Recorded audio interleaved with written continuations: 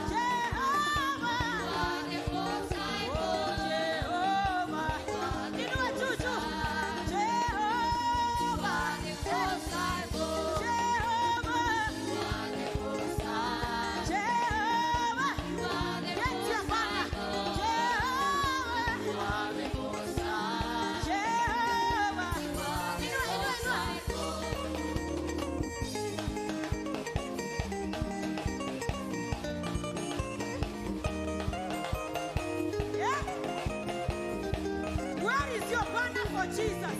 Where is your banner for Jesus? Lift it up, up, up, up, up. Oh, Jehovah, you are the Most High. Jehovah, you are the Most High. Jehovah, you are the Most High. Jehovah, you are the Most High.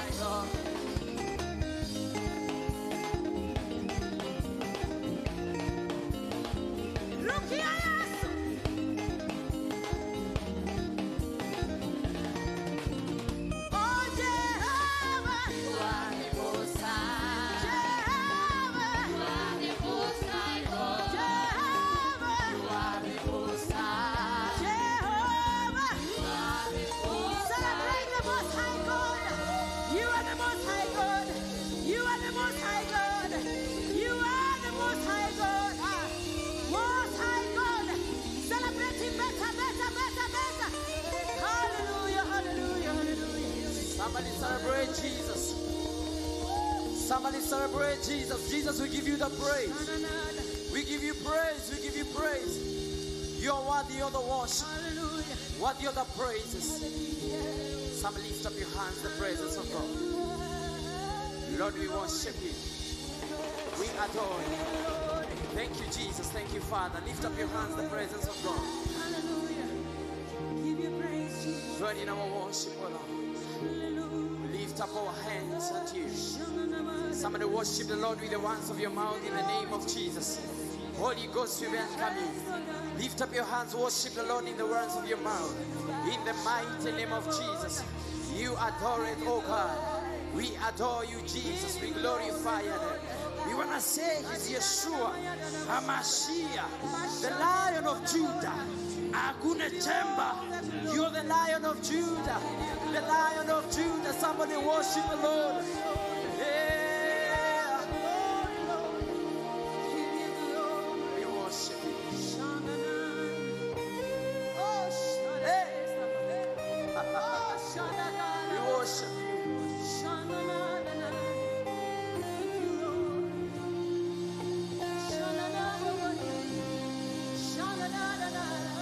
Yeshua, HaMashiach, Lion of Judah, Agune Temba. Yeshua, HaMashiach, Lion of Judah, Agune Temba. Yeshua, HaMashiach, Lion of Judah, Agune Temba. Yeshua, HaMashiach, Lion of Judah, Agune Temba. Hey, someone lift up your hands in the name of Jesus. He's Yeshua, HaMashiach, the Lion of Judah.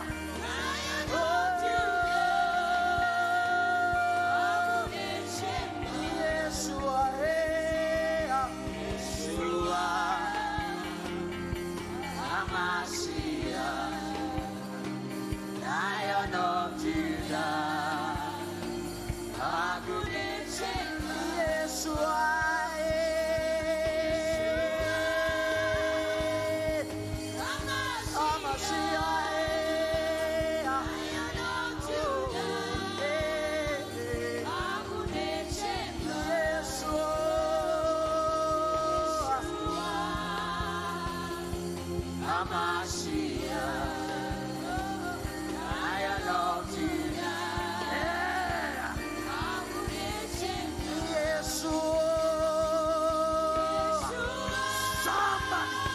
Somebody shout!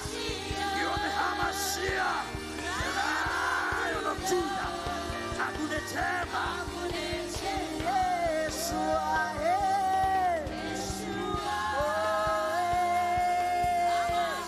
HaMashiach,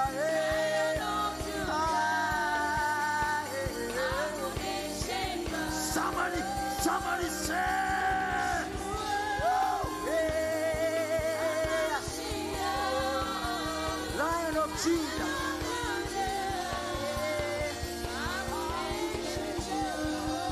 Worship the Lord, somebody. Worship the Lord with the words of your mouth.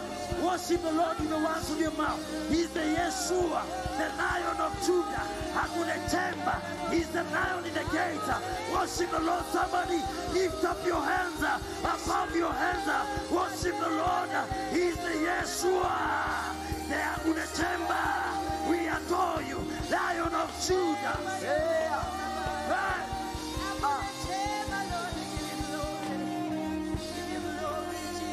Some lift up your hands, the presence of God. Yeshua, the Hamashiach, the Lion of Judah, in the gates of heaven.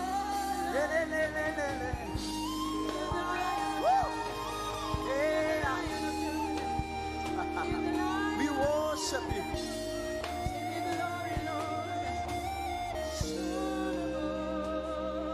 Yeshua, Hamashiach, Lion of Judah, Agune Chemba. Yeshua, Hamashiach, Lion of Judah, Agune Chemba. Yeshua, Hamashiach, Lion of Judah, Agune Chemba. Somebody lift up your hands. Yeshua, Hamashiach, Lion of Judah, Agune Chemba. Yeshua.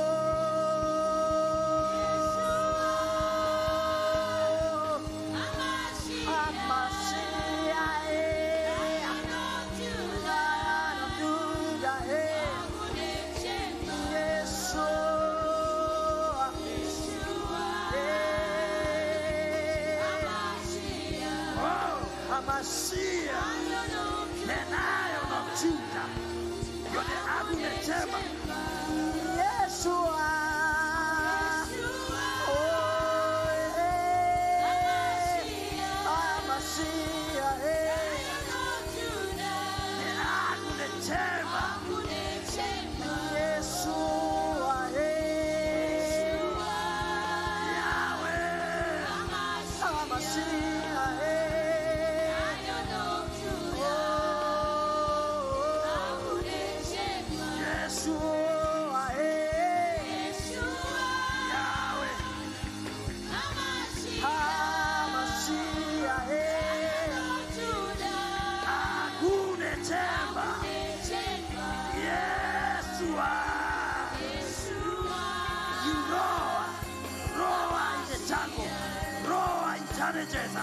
Roa in our circumstances.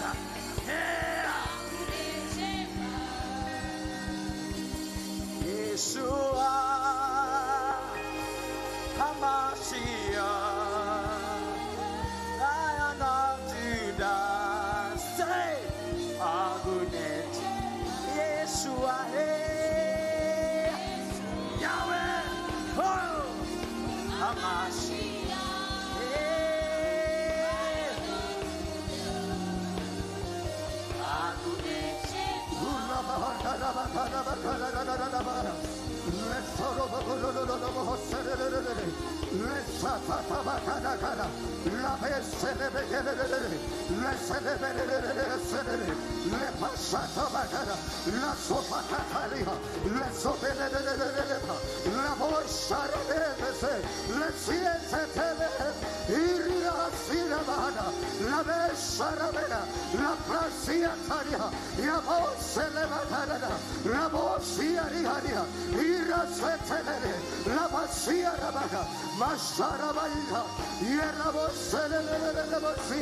We worship in this place. We give you glory. We worship you. We worship you. We worship in this place. We worship in this place. We worship you. We worship you. We worship you. We worship worship you. We worship you. Somebody worship God. Oshina Hasia. Yerabo Seneba. Makarabo Seneba. Ilebelebelebelebe Seneba. Yaraba Sharabanabasia. You feel your glory in this place, oh God. You feel your presence in this place, oh God. We worship you. We worship you. We worship you. We worship you. We worship you. Usia. Yeri Sariana. Yarabo Serebaga. Matelebelebelebe Sere. Illaba Saramanaba. Yes, Saramanaba.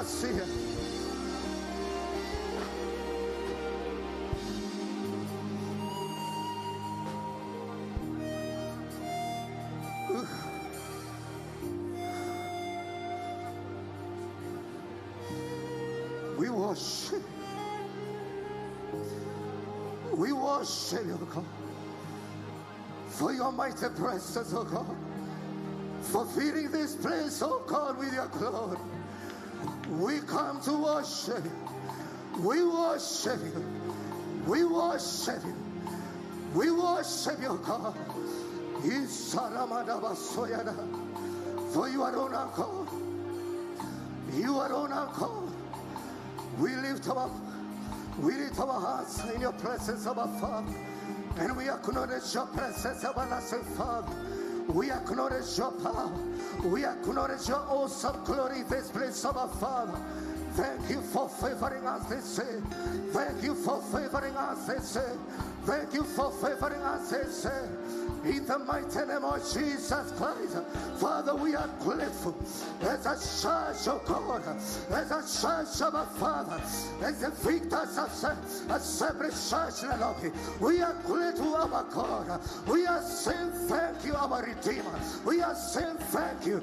We are counting 10 years of your goodness, 10 years of your faithfulness upon this altar, oh God. You can lift up your hands, oh God. Here is somebody the presence of the living God and just worship God. Let us thank God for his faithfulness upon this altar. It's 10 years and counting, and he has been with us. He has been good to us. He has been gracious to us. He has been merciful to us. Upon this mountain, you have done so much that we cannot tell it all. Therefore, Father, we come to say thank you as a church and victors as a Christian. We are coming to say thank you. This far, we call you Vanessa.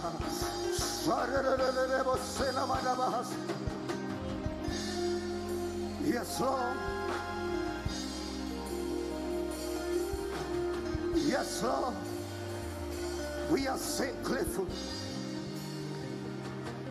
You are God who pushed those who did not honor your name, those who did not acknowledge your name on this altar. You push them out, oh God, that you may raise a dwelling place for your name, our Father, that you may raise a note for your name, Jehovah God.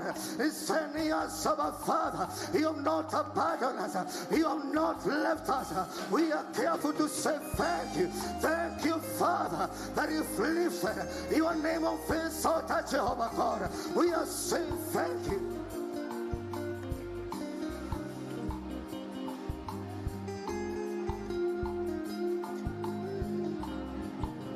Father, we are saying thank you. Lift up your hands and remember the goodness of God. If the Lord has been good to you upon this mountain, say thank you that you found yourself in this church. Where would be? What would happen, our Father? Could there not be so many orphans, oh God? Could there not be so many marriages that have been broken? Could there be so many people that have gone to the grave of our Father? Have they not found their way into this altar? We are saying thank you. We are saying thank you. We are saying thank you. We are saying thank you that you preserved our marriages. You have preserved our lives. You have preserved, Jehovah God, our careers, our Father. You have released many to their destinies. to the greatness of our Father, just because of our Father, you lifted this altar of our Father, just because of our Father, they found their way into this altar of our Father. You have transformed the destiny so many of our Father. You have changed the destiny so many. We come back, Father, to say thank you. We bless your holy name. We give you glory for the uncountable testimonies about Father that you've given us on this mountain. We are saying thank you for the many souls that have come to the kingdom from this altar, Jehovah God. We are saying thank you. We are saying thank you for the sicknesses, for the diseases of our Father that have been healed from the waters that flow from this altar. We are saying thank you. You can put your heart together and let us celebrate the goodness of God.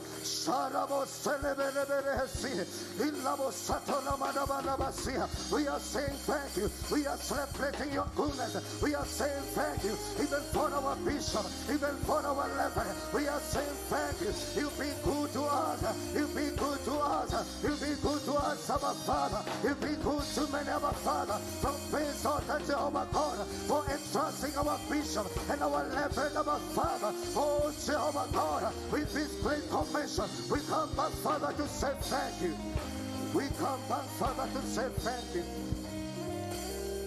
In the name of Jesus Christ. And our Father, this morning, we appeal to you, Jehovah God. Arise, our Father. Arise, Jehovah God.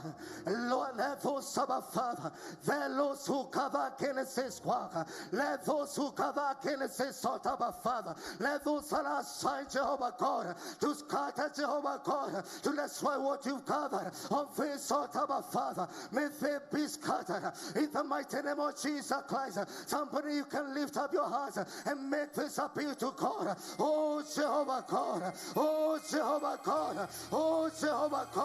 Arise, oh God, arise, our Father. Let every altar, let every power, let every evil throne that is lifted, all territorial altars, all territorial powers that have come down against this altar, we appeal to you, oh God, by your power, Jehovah God, by your outstretched hand.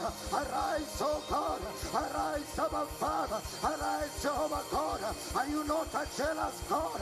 Are you not God who fights, who rises up against those who contend with you? Arise, Jehovah God. Arise, our Father.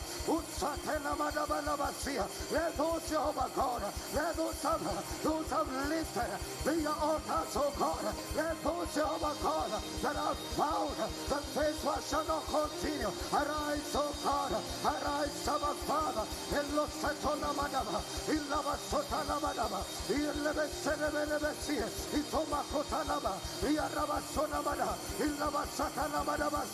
We cry for you. We cry for you. We appeal to you, Jehovah. We appeal to you, our Father. As a child, we are grateful. We have seen your doings, our Father. But we are crying, Jehovah God. We cry to you. We appeal to you, Jehovah. Arise, oh God.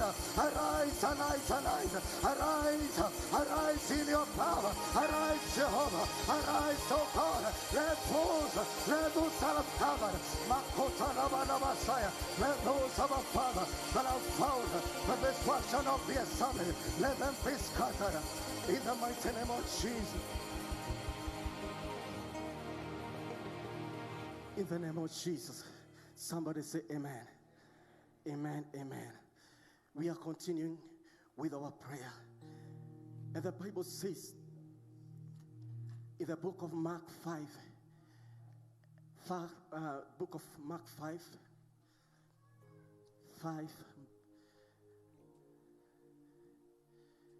let us read the word of God in the book of Mark 5. Then they came to the other side of the sea, to the country of the Gadarenes. And when he had come out of the boat, immediately there met him out of the tombs a man with an unclean spirit,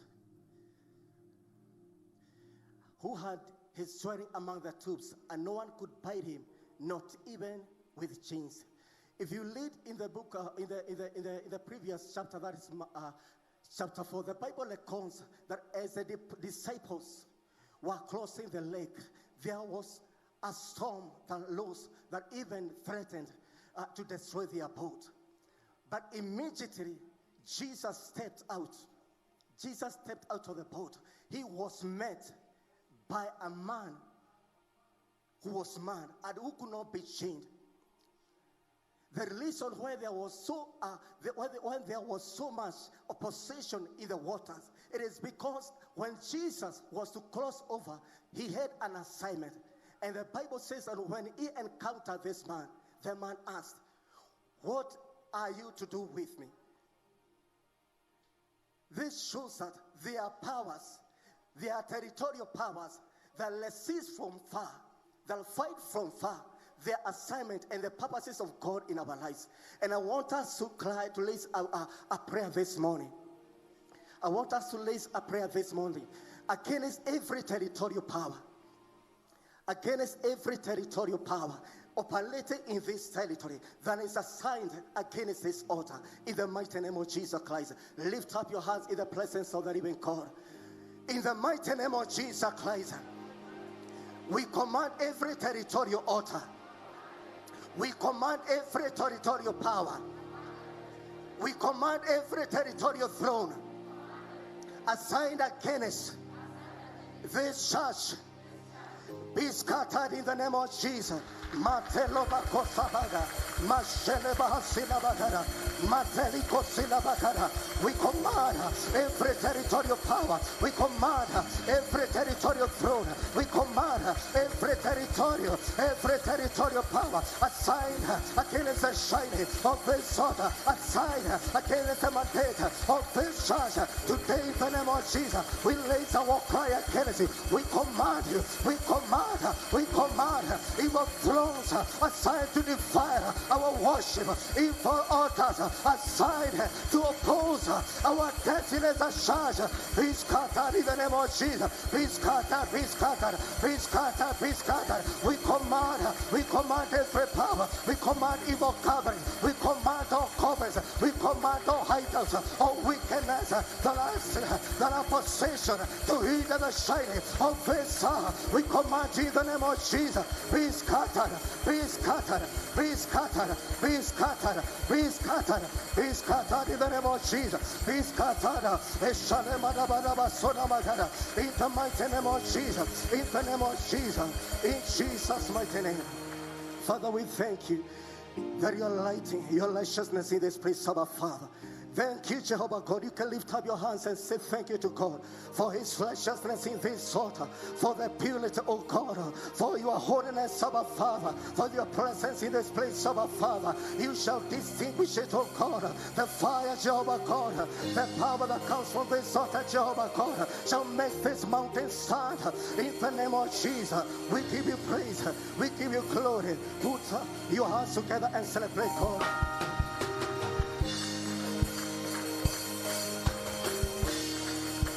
Amen. Amen.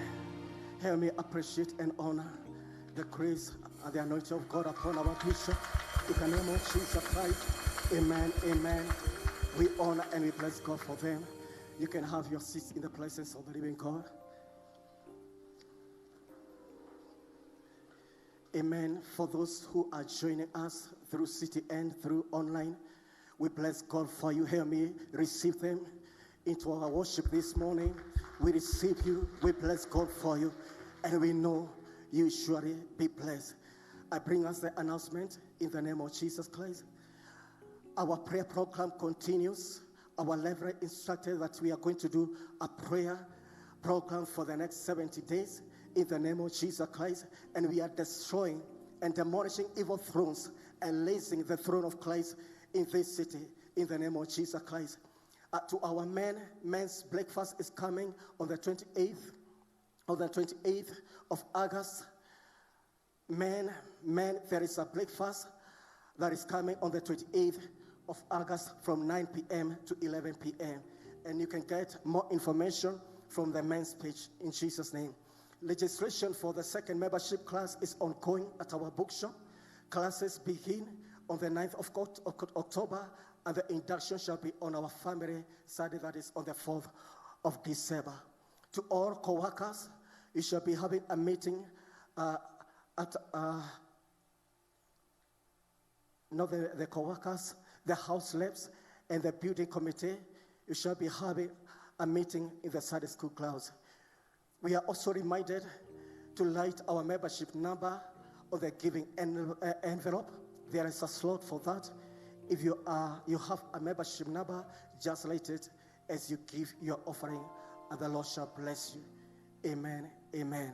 We are also reminded that coming tomorrow, there shall be a refreshing times in the presence of the living God. Our leverage shall be ministering tomorrow, and the day after tomorrow, that is Tuesday and Wednesday, there shall be a special guest who shall be ministering on this place. You are kindly requested to appear. Come and it shall be blessed, and the Lord shall be blessed. Amen. Amen. I call the praise and worship. For him, let us rise on our feet.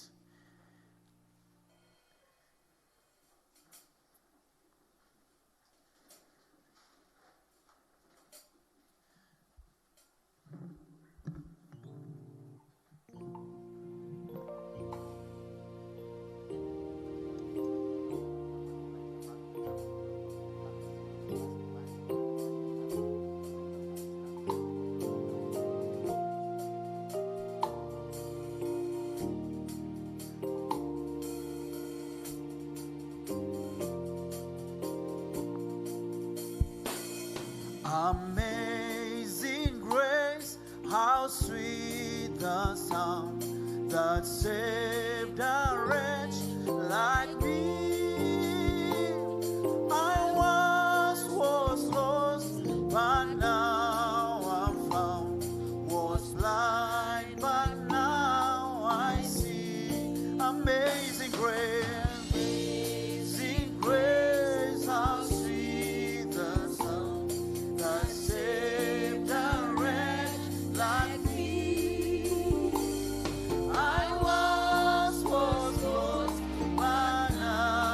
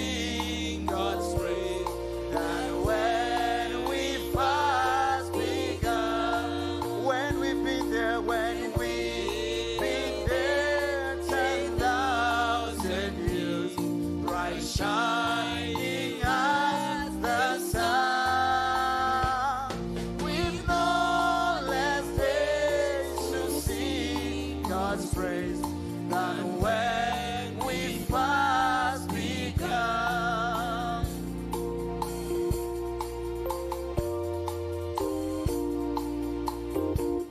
Amazing grace, how sweet the sound that saved a wretch like me.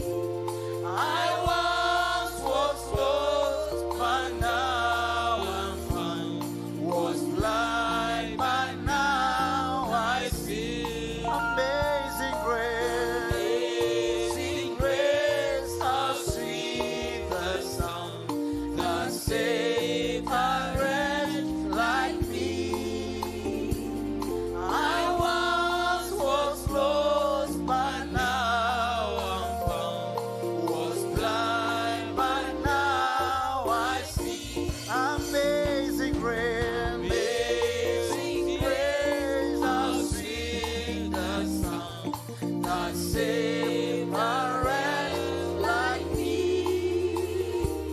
I once was lost, but now I'm found. Was blind, but now I see.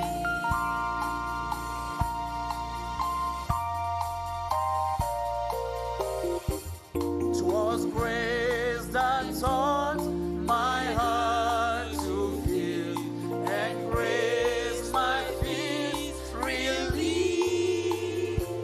How precious is that grace appeared, there how I first believed. 'Twas grace that taught my heart to feel, and grace my feet relieved.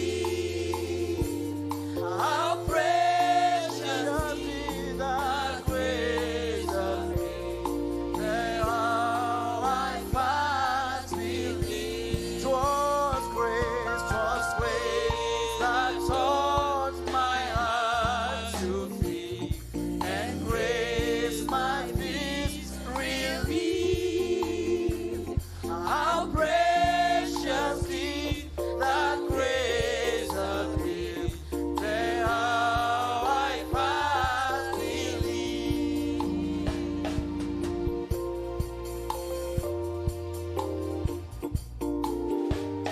Through many dangers, toil and snares, I have already come. This grace has brought me safe thus far, and grace will lead me home. Through many dangers, toil and snares, I have already come. This grace has brought me safe thus far, and grace will lead me home. Through many dangers,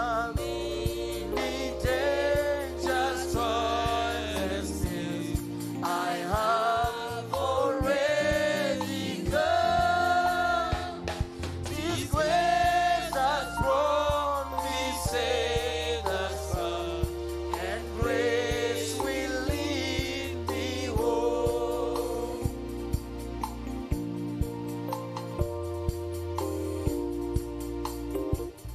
When we've been there 10,000 years, bright shining as the sun, with no less days to sing God's praise than when we first began.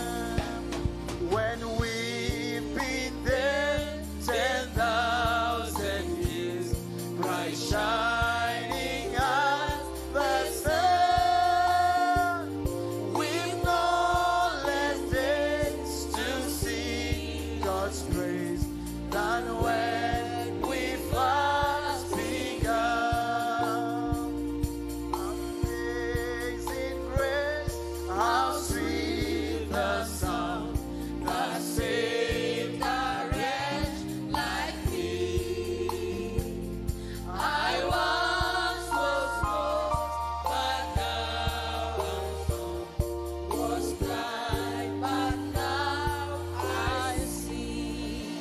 Celebrate the amazing grace of God.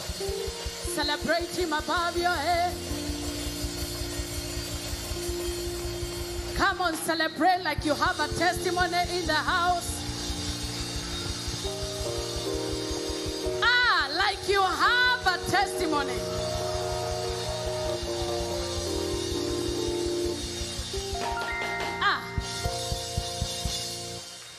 There is a sword that everybody needs and has that is easily available. You don't need to buy it. It's readily in your hand. It is called your mouth. Somebody say, my mouth is a sword. With it you will shape destiny. With it you will destroy destiny. With it you will condemn, or with it you'll approve. But it is a crucial organ in the body to an extent that the Bible says that a tongue can cause fire to light somewhere, and nobody will know how it lights.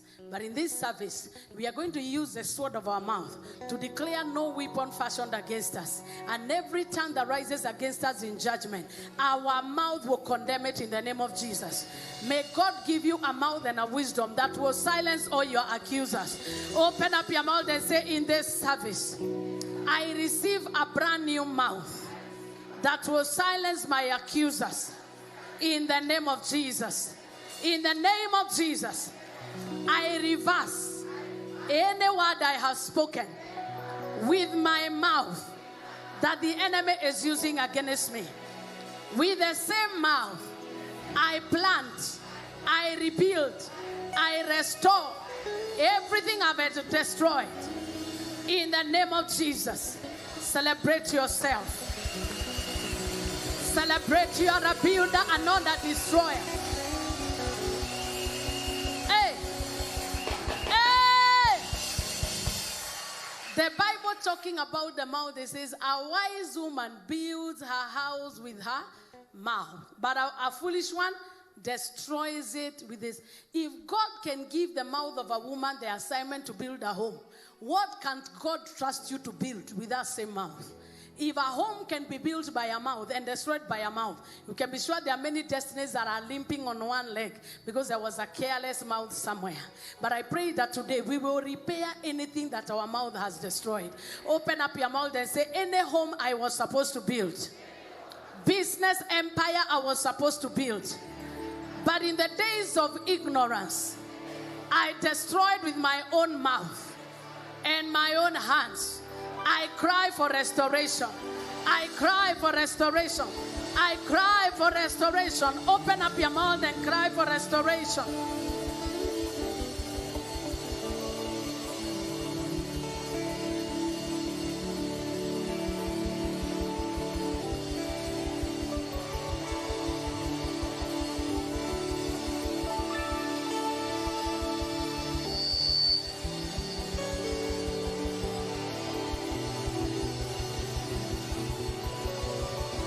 Jesus' name do we pray. Ninayo sababu, o sababu ya kumwinua Bwana maishani mwangu. Ninayo sababu ya kutukuza Bwana maishani mwangu. Oh, ninayo sababu, o sababu ya kumwinua Bwana maishani mwangu. Ninayo sababu. Do you have a reason?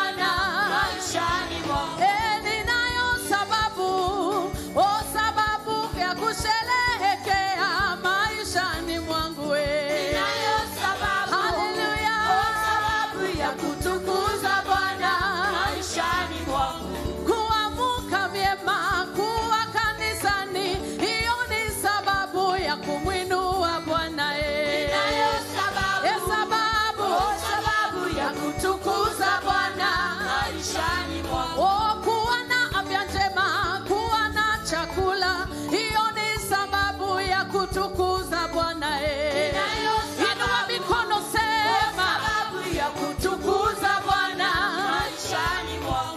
Ninayo sababu, o sababu ya kutukuza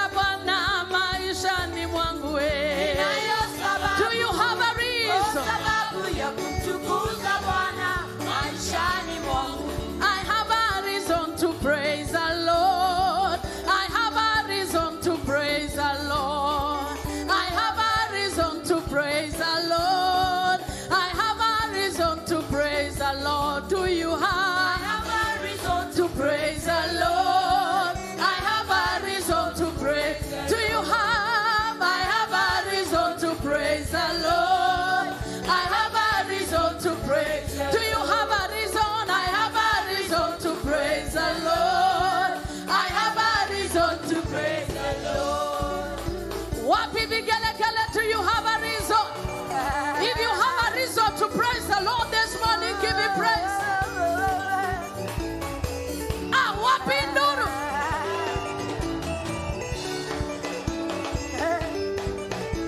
Oh, heshima na sifa pokea e Bwana. Heshima na sifa pokea milele. Heshima. Joy Corner, I can hear you. Twakupa e Bwana. Heshima na sifa pokea milele. Heshima na sifa twakupa e Bwana. Heshima. Somebody scream. Pokea milele. Waweza watosha. Pokea milele. Heshima na sifa pokea milele. Heshima na sifa. Somebody give him praise. Heshima. Somebody give him praise. Pokea milele. Waweza watosha. Pokea milele. Heshima na sifa pokea milele. Heshima na sifa. Inua mikono mwambie Yesu. Heshima na sifa pokea milele. Heshima. Inua Yesu jameni. Twakupa Bwana. Heshima na sifa pokea milele. Somebody give him praise. Kuna watu wamechoka katika ibada hii. Wamechoka kwa sababu ya zile vita wanapigana. But as you shout, thy burden shall be lifted. As you shout, the burden shall be lifted. By the reason of the anointing, the sword of the oppressor, the sword of the oppressor, the sword of the oppressor. As you shout, let it go. Let it go. Shadadadadabababa. Hey.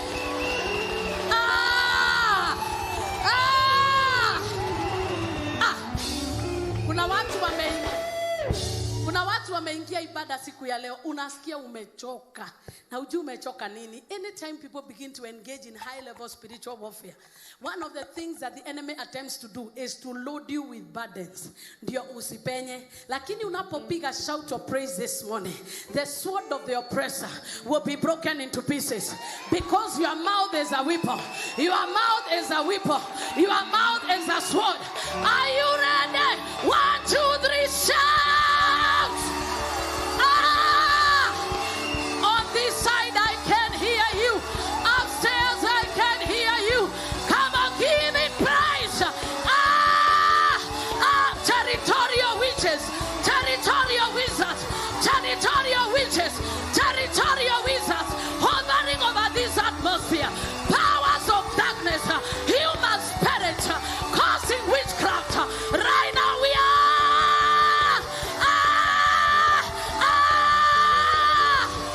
Somebody shouting yes.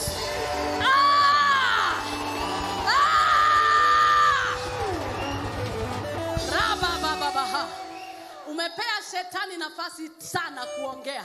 Sasa ni wakati wako kuongea.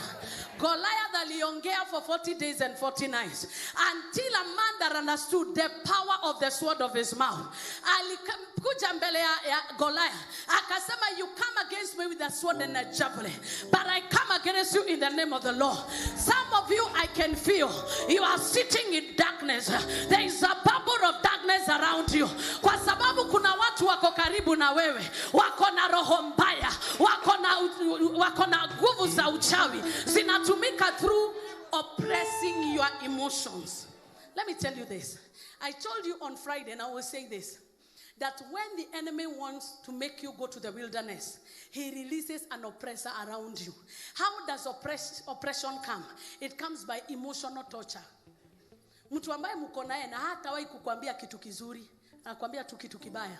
Mtu mko naye lakini unasikia ndani yake kiwivu, kiroho mbaya. I don't know whether you've been in those atmospheres where you are walking on eggshells. What is the enemy doing? Oppressing the atmosphere. What that atmosphere does, it is called human witchcraft. Hello?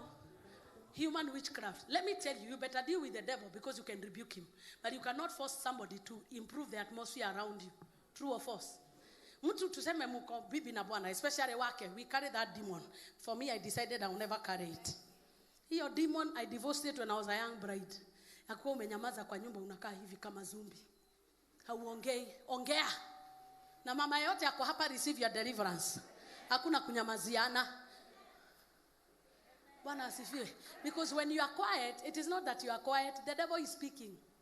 And you are attracted anytime offense and anger is in you. Unless it is for an hour. That's why Jesus said that be angry but do not sin. But utapata utanyamazia kitu. Have you realized unanyamazia kitu? After 2 days, it becomes worse. Silence does not improve anything. It only commands a demonic atmosphere around you. Kuna watu huongereshi, kutoka leo anza kuwaongeresha.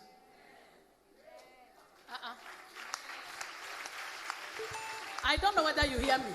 Because that person that you do not talk to has power over you.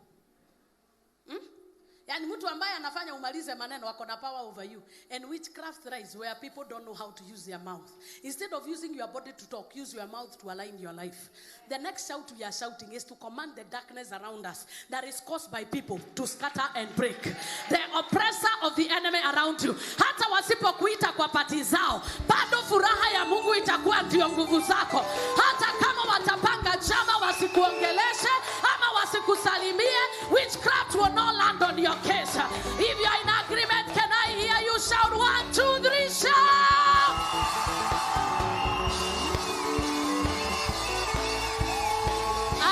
I can hear you. I can hear you. I can hear you.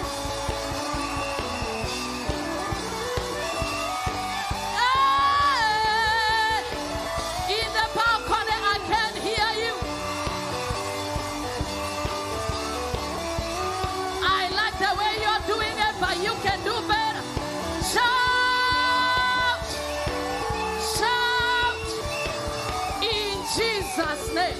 Inua kidole yako prophetic. Say, anywhere they have conspired against me to create darkness by what they are saying or what they are not saying, in the name of Jesus, I scatter your darkness. I scatter your darkness.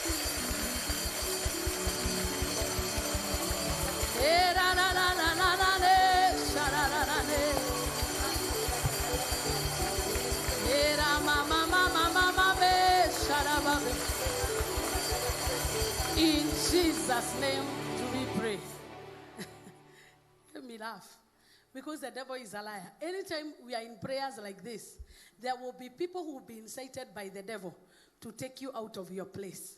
And what do they use? The sword of their mouth.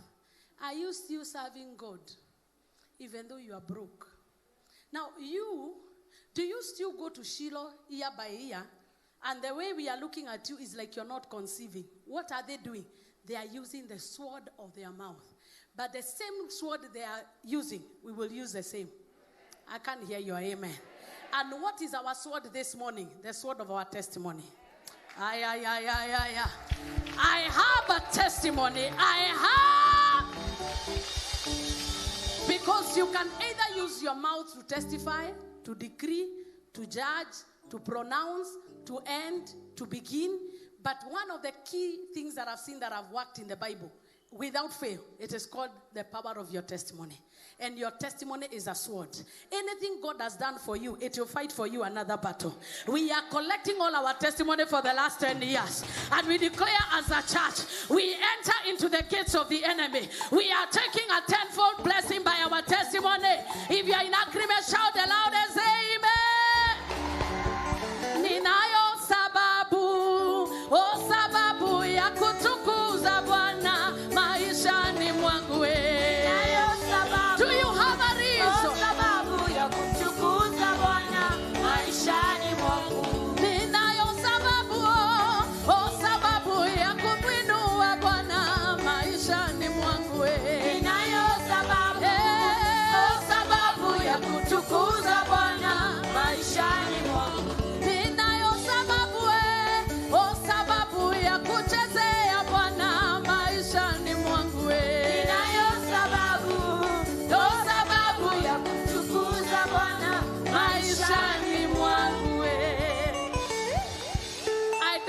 much time, but I will tell you several people that because testimonies not only encourage others, they bring your complete healing. Hello? Before you get a testimony, there is an emotional trauma. Anytime before your testimony comes, there is the pressure of waiting. There are words of people. I was interviewing a lady that has been there for 16 years without a child. She'll be on Gorgeous today. And this is what she told me, that for the 16 years she was waiting, there is nothing she did not hear. When your testimony comes, you are not just seeing the baby. You are hearing a trail of words. Sijui kama tunaelewana. Hata ile kitu unafanyanga watu walie, si mtoto peke yake, ni unakumbuka vile walisema.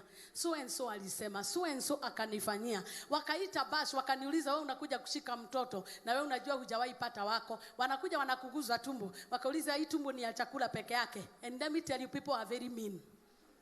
So what your testimony does, it brings your completing healing. That's why the 10 lepers that were healed, the one that came to testify, Jesus told him, you've received total healing. Total healing means what people had said, what you had lost in the course of time, the places you were not permitted to go, the fingers and the toes that you lost, you will be totally restored. I want you to lift up your voice and tell God for all the testimonies you have done in VSC for the last 10 years. We give you glory for it. And as we give you glory for it, heal us, oh God. Anything we lost for these 10 years, heal us, oh God. Come on, thank you for every testimony, for every healing, for every healing, for every healing.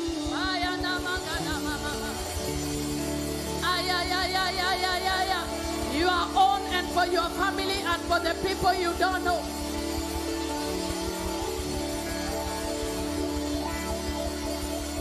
In Jesus' name do we do so. In John chapter 4, verse 39, we see the Samaritan woman. Jesus gave her a prophetic word. And after she got the prophetic word, the Bible says, and many of the Samaritans of the city believed in him because of the word of the woman who testified. Your testimony can bring many people, not only here, but to the kingdom of God. Your testimony can make a person that is dying desire to live again. That is why in this service, may your mouth be full of new testimonies. But you need to remind God of what he has done, that he may have appetite to give you more. Open your mouth and say, I need more testimonies in my mouth.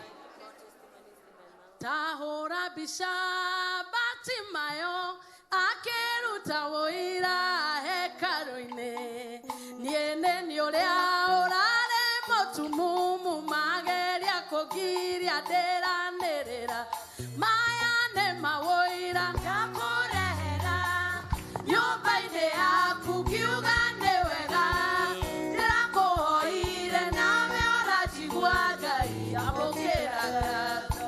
That shall be your story. The Samaritan woman would have sat pretty and said, he has told me everything. Me, I'm okay.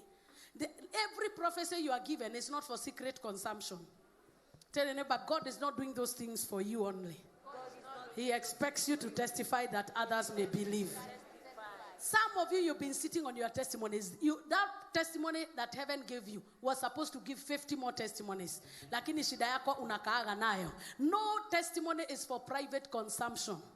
I pray that in the name of Jesus, may the grace of God be upon that lady. Amen. I declare that every testimony that God has given you will produce 10 more testimonies. The lion and the bear is the one that killed Goliath. Hello?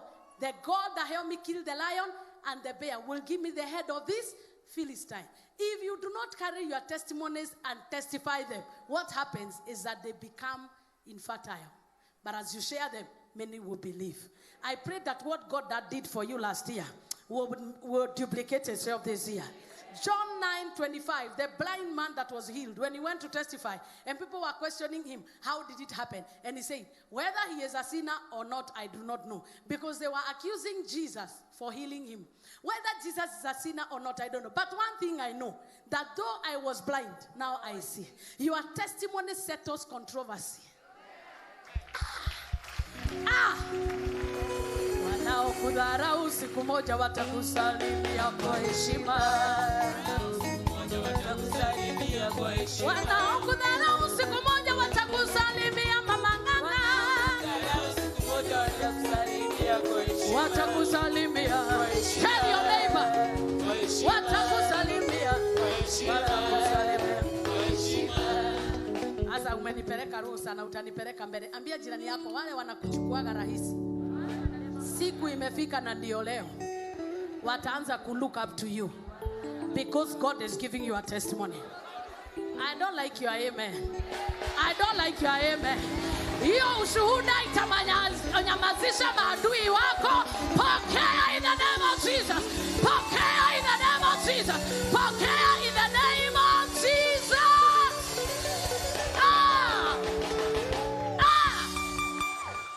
Kuna watu mahali umekwama, unahitaji tu ushuhuda moja, watu waachane na wewe. Nasemaga people gossip you. Now they will not gossip you. They will envy you. Say it. All I know, I don't care whether Jesus was a sinner or whether Jesus is a Pharisee. I don't care. All I know, I was blind, but now I see. Kuna watu wanasemaga hii kanisa ni ya devil worshipper. Utawaambia, mimi sijui kama ni devil worshipper. All I know, I went there broke, but now I am so prosperous. Nagotile modo kwete. Hakuna mtu amekufa kwetu ndio nitajirike. Yesu ameniinua bila kulipa. Yeah! Celebrate your testimonies in advance. Inua Yesu, inua.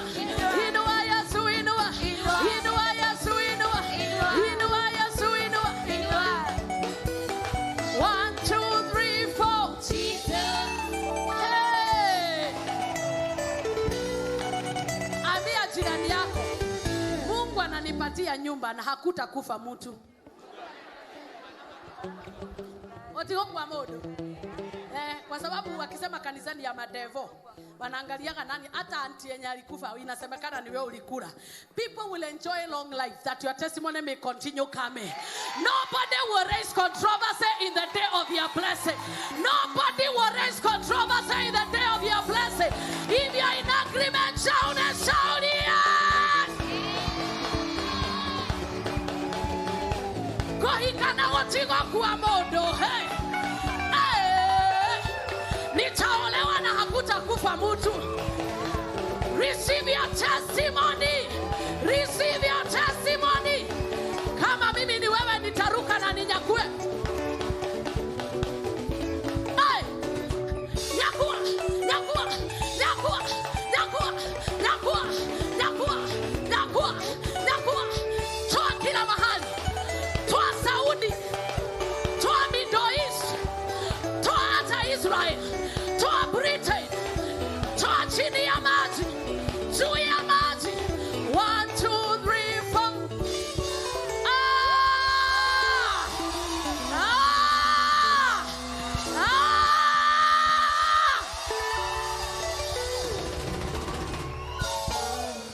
Kuna proverb inasemaga ya Kikuyu.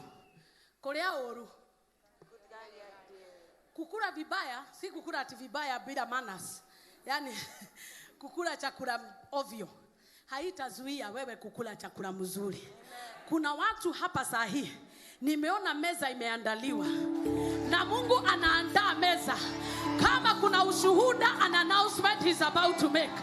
Kuna mtu atapeleka kadi ya harusi na utapata maadui wako wakikudiscuss.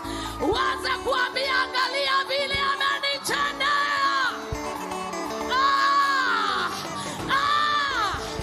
Open your mouth and say, my Father, give me a testimony that will silence every controversy. Take 1 minute and pray that prayer. My Father, give me a testimony. Acts chapter 3 verse 11. Acts chapter 3 verse 11. Mande bashata baba baba. Aya baba baba baba. In Jesus' name do we pray. So your testimony make others believe. Your testimony also settles controversy. There is some things people say about this church that only your testimony will sort me out. So you owe me a testimony. I demand that testimony from you. That declare, let the angels of testimony accompany you this week. I already declare in advance, it is your week of testimony after testimony. Testimony after testimony. You cannot pray like this and remain barren. You cannot pray like this and remain broke. You cannot pray like this and remain helpless. Somebody shout 3 times, I refuse. 2, 3. Gadidi kabia godera, mabia kolia niki urehaka. Najipaka nini? Siwaambie anza kusema ati nilichange nikapaka Aremis. Ni mahali naendaga shash.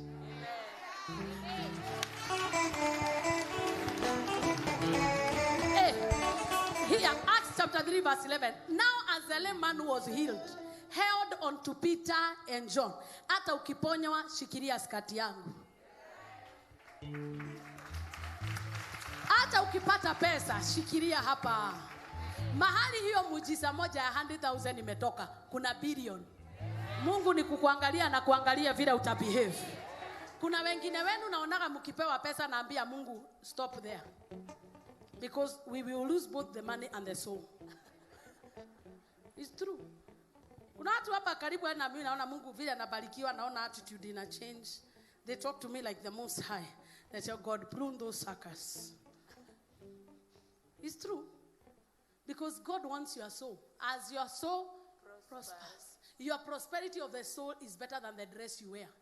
So you better have no good dress, but your soul is prospering. So ndio utaona watu wanaomba sana, anaongea na ndimi, but pesa hana. If you realize you are like that, go buy books on finances. Study something on finances. There is something, a revelation you don't have. Because God cannot trust you if there will be abuse. Sijui kama tunaelewana? Either your father or mother will train you because they had it. But wewe unajua ulitoka Kalimagagwa. Si unajua hata training ya pesa, uliona pesa yako mzuri school fees. Kama mimi. Yako mzuri uliona school fees, unatumwa nayo unatetemeka. Because hujaona pesa, ulikuwa ni makobole, mateni, ma50. Ai Bwana asifiwe. Sinaongea ukweli. Sasa wakati umepata pesa, wewe unajua hata saa hii ukitoa lazima utoe 50 cents because that is the measure you are shown. But I pray that we raise a generation of people that will value relationships more than they value money. I don't know whether you hear me. They say in Kikuyu adoneke. People are wealth. When you relate well with people, you do not even have to have money. Your wedding can be done without your contribution. Ask me, I've seen God. People can come in the day of your battle. And because money is not as important as relationship. That is why Peter and John, the man clinged to the garment. And the people ran together onto them in the porch. If Peter and John were not there, and the man was healed, and the Pharisees and the Sadducees wanted to kill the ex-beat, they would have killed him. See, they hated the apostolic movement so much. But vile alikuwa na John na Peter, na wako na experience. Huyu tulimlock prison, akatolewa prison supernaturally. This is a no-go zone. Sasa wewe unapokea ushuhuda, unatoka kwa skati yangu. Hiyo lia madhikati. Hiyo kanisa hata wanatutumia vibaya, na ukikuja hapa hata huku anacha kutumiwa. Sisi ndio tulikuwa tunakutumia. Si mimi niongee tu ukweli. Si niongee ukweli, mimi ni mchungaji. Na ninaongea on behalf of many others, not only you. Si tunaongea tu ukweli. Naze, hey Reverend, anapenda tajiri. Nani hapendi tajiri? Ask the government right now.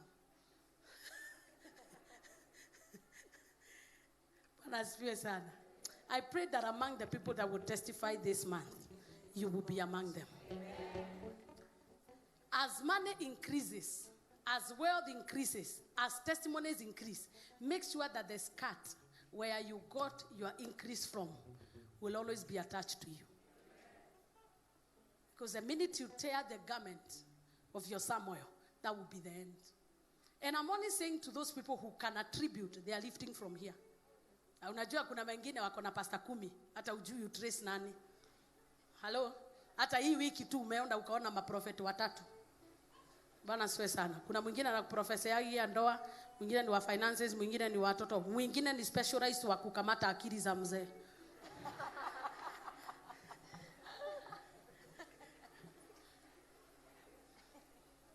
Mwingine ni wa kukava dhambi. Kwanza hao wadhambi wanakuaga wengi. Funika dhambi. But if you know that your source is here, water this place with your testimony. Ah, ya gada bahaya.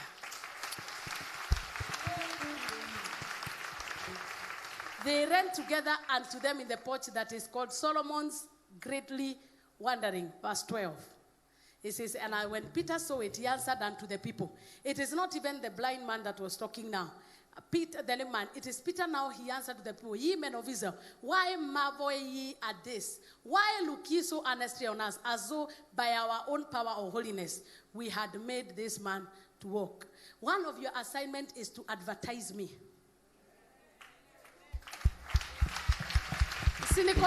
Hello? A Peter na John, unajua kuna ushuhuda ukitendewa sio wewe utatoa. I will step up.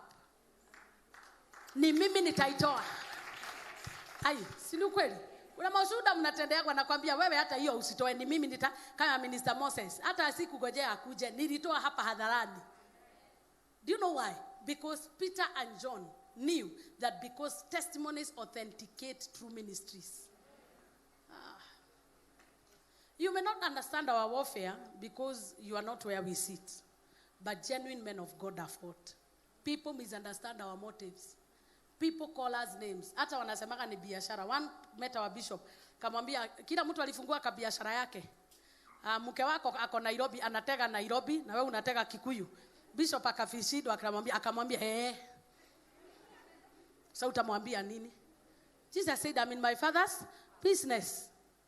I am busy doing my father's business. So kama unaiona ni biashara, wewe unaona cash money, mimi naona mioyo. My business is you. What you get is my income. Kibarikiwa na mtoto niko na Sunday school, nasema Jehova asante. And the greatest reward in this house is not cash, is not cars, it is souls.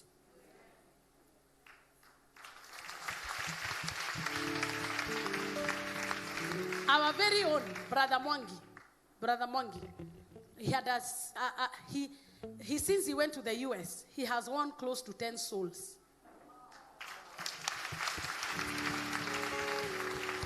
Yesterday he wrote to me he has won 2 from Saudi. Where? Do you know, maybe because you do not understand how hard it is to preach the gospel in places like the US. It is 10 times harder than it is here. Because you can even tell somebody about faith and they tell you are trying to inflict on their right. And you can be sacked out of your workplace for preaching. Not only preaching, mentioning Jesus. And you can imagine he has the audacity. Every week he's telling me, I've won a soul. You don't even have to tell Jesus is Savior. You don't have to paint hell. Just tell them what God has done here. Hallelujah in the house. I know by the end of this year, we will double. I'm only giving you an assignment to go tell one person who wants the experience of being in VAC. And I tell you, as they follow you, we will have a 4th service. Do you believe we can do that? Don't make your testimonies private. They were done in a public place, in an altar, that God may be glorified. Take 2 minutes. Tell God thank you for everything he has ever done here. Let us give him back our testimonies.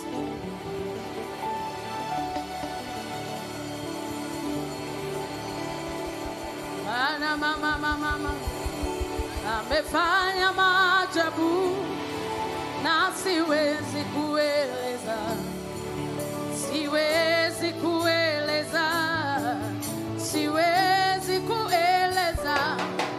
amefanya maajabu na siwezi kueleza, amefanya maajabu. Niekete magegania na dige otakuga,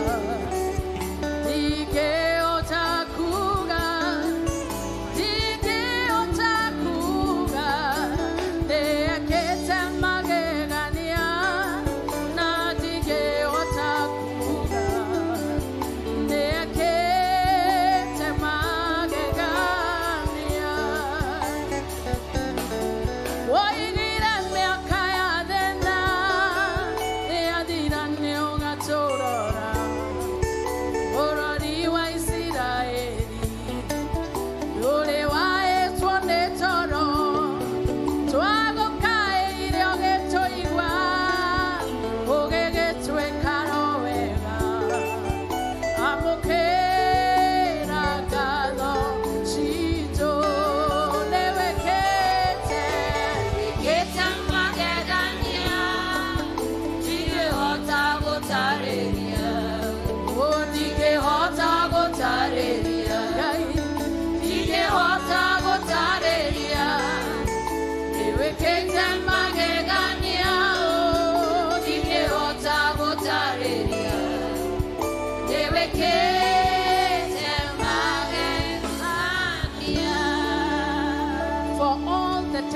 souls you have given in this house, Father, we say thank you. For all the healings you have done in this house, for all the miracle babies you've given, for every blessing of travel, every blessing that was financial, every blessing of encouragement, of deliverance, Father, we say thank you. You are the doer of all those things. Nobody can take credit. All the souls that you have saved in thousands, that you have brought out of darkness into your marvelous light. Some of them we don't even call them. You call them and just allow them to come and have an altar call. Father, we say thank you for everything you have made us acquire, for all the things you've enabled us to do. Father, we say thank you. Father, we say thank you. Father, we say thank you. Daddy, we say thank you for the angels dispatched for us. We say thank you for all the weddings that have been done here. Thank you for all the burial ceremonies you cancelled. Thank you, Lord, for all the burial ceremonies you cancelled. We say thank you for all the funerals you cancelled. We say thank you. Take all the praise for all the hospital admissions that you arrested in advance. For all the hospital admissions you arrested in advance. All medical procedures that were bypassed because you are God, our healer. For all the marriages you restored, for every life that you brought out of darkness into light, Father, we say thank you. For the many ministries that have found expression, many people that have found their destiny here, Father, we say thank you. Take all the glory and take all the praise. And on that testimony mood, take your seat and package an offering. You can call it a thanksgiving of a testimony that God did. You can even write the testimony on that envelope.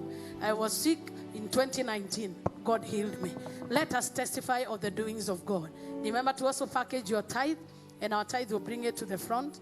For those who are giving online, the number is 0722 712 918. 0722 712 918. 0722 712 918. And for the Paybill number is 878 256. Account, you can write Rehoboth, offering, tithe, or you can write your name, whichever is easier. And God bless you. We are also giving towards the music department. In the first service, we were able to raise close to $500,000. So we want to raise another half in this service. And I know God will make it possible. We need to do an overhaul of our music department, buy the instruments, buy what we need, and have to keep. And already the first service, which is the worker service, they've given close to $500,000. So the rest of us, we can give $1 million because we are more. I can't hear your amen. Ooh. And it is possible because God is a good God. Remember, our 70 days of prayer continue. And I want to announce the wedding of Ben and Carol. It's going to happen here coming Saturday. So Ben is there and Carol is here. So they will be wedding here on Saturday. And the good news is now the reception will also be here. So we will all come here. Are we going to support them? Just come and be here because the Lord would want us to be a blessing to our brothers. They've been, both of them, working. Carol in intercessory. Ben has been in security in Rehoboth. They are faithful son and daughter of this house. And I know as you attend with a gift. Don't attend Carol. Ungesimama tu tukuone. Your mundu zanasimama. Thank you, Carol. She's the one getting married. Carol niyoyo.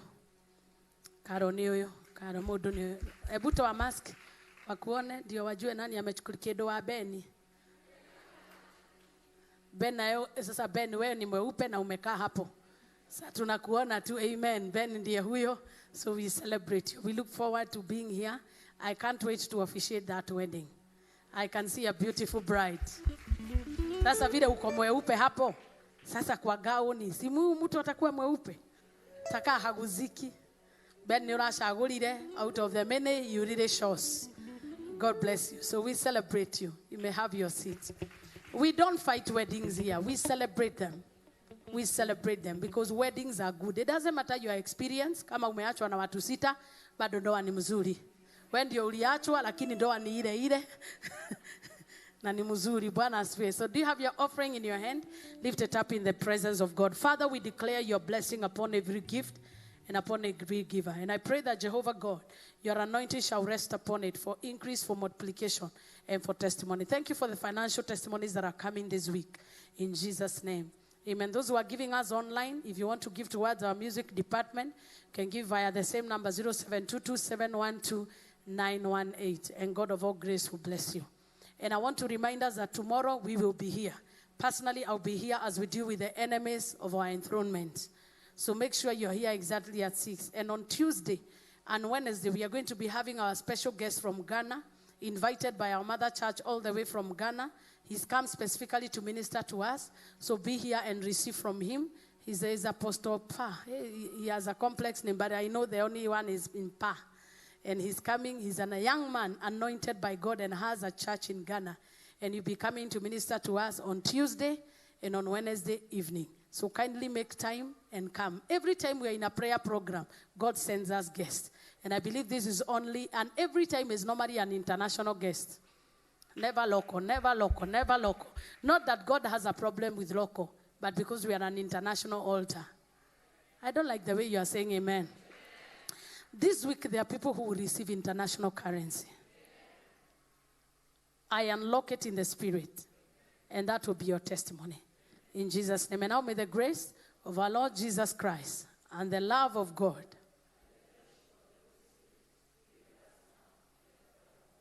Amen, amen. In that service, we will deal with this. That was the sword of our testimony. We will now deal with the sword of curses, the sword of our enemy. How the enemy uses his mouth against us. We will cancel, nullify, shoot back to sender, under the water, everything that is possible. Condemn their weapons, because it is our duty to do so. And surely, God's goodness and mercy shall follow us.